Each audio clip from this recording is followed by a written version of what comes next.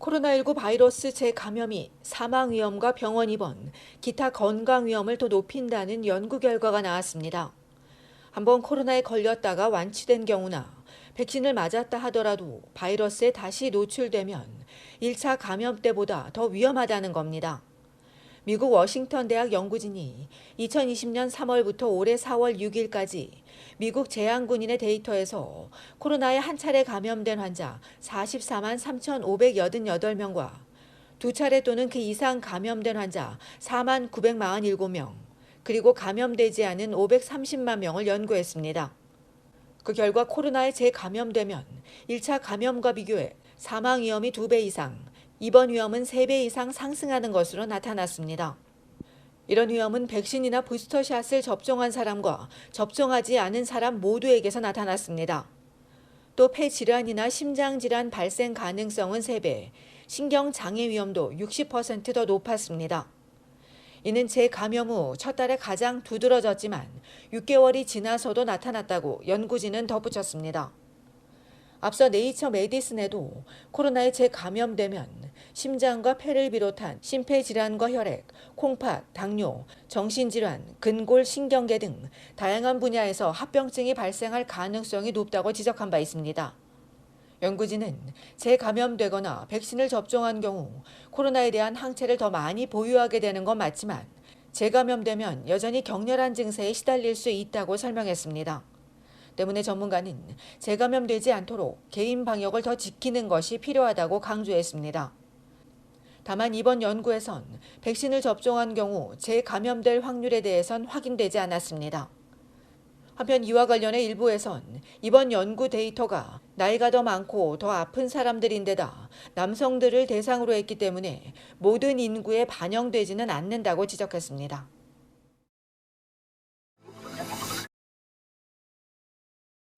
연방보건당국이 트리플 데믹을 경고하며 마스크 착용을 적극 권장하고 나섰습니다. 가을 들어 코로나19와 독감 환자 입원이 빠르게 늘었다고 지적한 테레사 템 연방보건 책임자는 최근엔 오미크론의 새로운 하위 변이인 BQ.1.1과 BF.7 등이 전국에서 번지고 있다고 우려했습니다.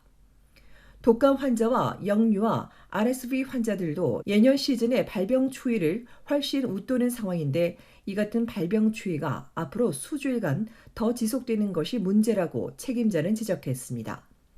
때문에 다중보호막이 되는 마스크 착용이 필요하다고 강조하며 백신까지 더해지면 올 겨울 코로나19와 전염병 질병 보호에 훌륭한 보호 기능을 발휘할 수 있을 것이라고 전했습니다.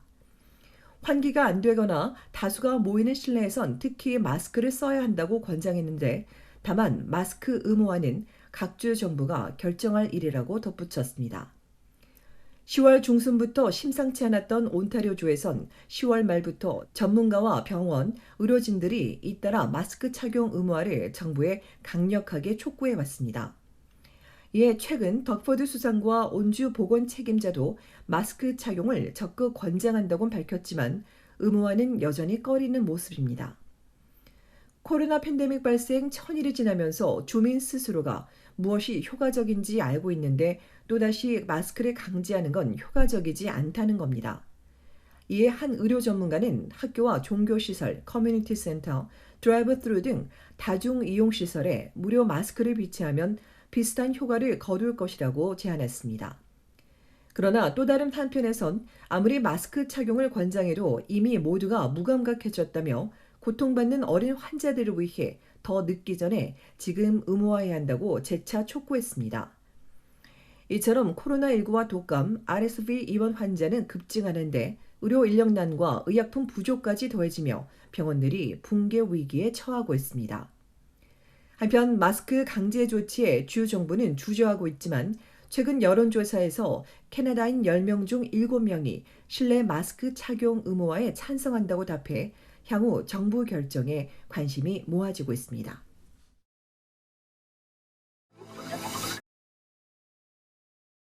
지난달 캐나다 주요 도시의 월세가 치솟으면서 월 평균 수입을 넘어선 것으로 나타났습니다. 부동산 임대 플랫폼인 렌트팬더가 전국 주요 도시 28곳을 대상으로 각각의 도시별 평균 수입과 평균 임대료를 개인과 가구로 나눠 비교 분석했습니다. 개인 기준으로 보면 브리티시 컬럼비아주 밴쿠버와 온타리오주 토론토의 임대료는 각각 124%와 119%에 달했습니다. 치솟는 임대료 탓에 이 두 도시의 대부분 개인은 월 소득보다 더 많은 돈을 월세로 내고 있습니다. 이외에 BC주 빅토리아와 온주 키치너 워터루, 피터보로, 브렌트포드도 이 비율이 80%를 넘었습니다. 한 가구 기준으로 볼 때는 다소 내려가 밴쿠버는 소득의 75%, 토론토는 74%를 임대료로 지출했습니다. 소득의 30%를 임대료로 낸다는 건 이제 옛말이 돼버렸습니다. 이처럼 소득의 4분의 3을 임대 주거에 지불하고 나니 남은 4분의 1만으로 가족들을 챙겨야 합니다. 소득의 거의 전부를 집과 먹거리에 쓰면서도 식품 가격이 워낙 비싸다 보니 지금은 아예 끼니를 거르거나 한 끼 식사량도 대폭 줄이는 실정입니다. 문제는 이 추세가 이어질 수밖에 없다는 지적입니다. 연방정부가 내년부터 3년 동안 부족한 일손을 메꾸기 위해 145만 명의 이민자를 수용한다고 발표했는데 이들이 도착해도 살 집이 없는 겁니다. 수요보다 공급이 턱없이 부족해서입니다. 특히 이민자들은 정착 후 보통 2, 3년 동안 임대주택에 거주하는 경향이 높기 때문에 임대시장 압력은 더욱 거세질 전망입니다.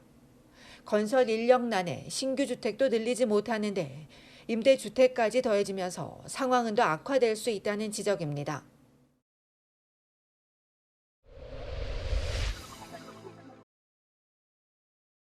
오늘 캐나다 전국 각지에서 리멤버런스 데이 추모식이 열린 가운데 온타리오주의 무궁화 사랑 모임이 12번째 현충일 기념 행사를 가졌습니다.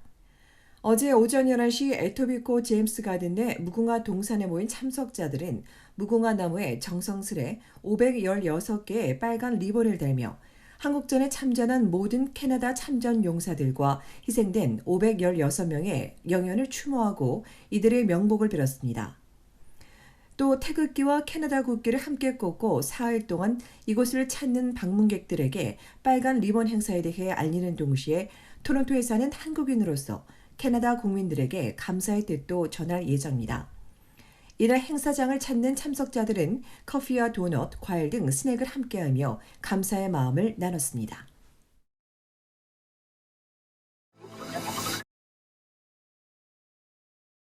한인타운에 위치한 온타리오주 놀속에서 2인조 무장 강도가 럭셔리 차량을 강탈하는 사건이 발생했습니다. 경찰에 따르면 2인조 일당은 지난 수요일 밤 8시쯤 영과 셰퍼드 남동쪽 옥번 크레센트와 해리슨 가든 블루버드에서 차에서 내리는 운전자를 강제로 넘어뜨리고 권총을 들이대며 차 열쇠와 지갑, 액세서리 등을 빼앗은 뒤 2011년형 아우디 R8 V10 스파이더를 타고 달아났습니다. 다행히 아무도 다치지 않았으며 어두운 피부색에 키가 174cm 정도인 남성 2명을 쫓고 있는 경찰은 이들 중 1명이 무장했지만 2명 모두 위험 인물이라며 전면 후드에 은색 랩이 있고 딜러 번호판에 부착된 미드나잇 블루색 용의 차량을 보게 되면 접근하지 말고 즉시 911에 신고해 줄 것을 요청했습니다.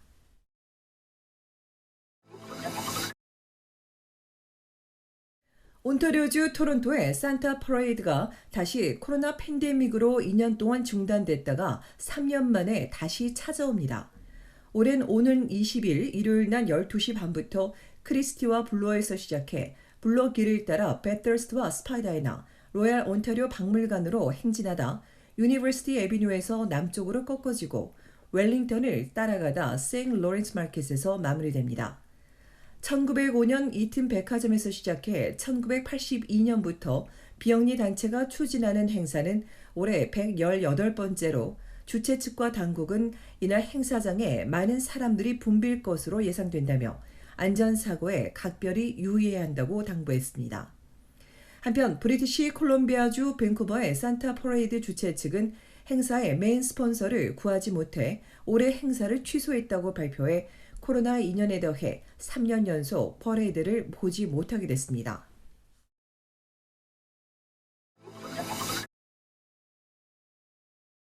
캐나다 연방총선과 온타리오주 선거에 중국이 금품 로비를 했다는 의혹이 불거지면서 외교 갈등으로 번지고 있습니다.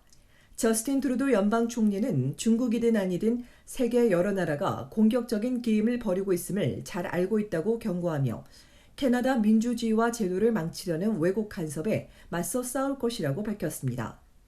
앞서 글로벌 뉴스는 2019년 연방 총선 당시 최소 11명 후보가 중국 측으로부터 선거 자금을 받았고 일부는 중국 작전 세력에 선거 자문을 맡겼으며 온타리오 주의원 사무실에도 25만 달러 자금이 송금되고 의원실에 스파이를 심으려 했다고 보도했습니다. 이번 작전이 성공했는지 확실치 않은 가운데 토론토 주재 중국 영사관이 지시한 것으로 알려졌지만 중국 정부 대변인은 캐나다 내부 문제에 관심이 없다고 반박했습니다. 한편 앞서선 중국의 비공식 경찰서가 온타리오주 등에서 불법 운영되고 있다는 의혹이 제기돼 수사가 진행되고 있습니다.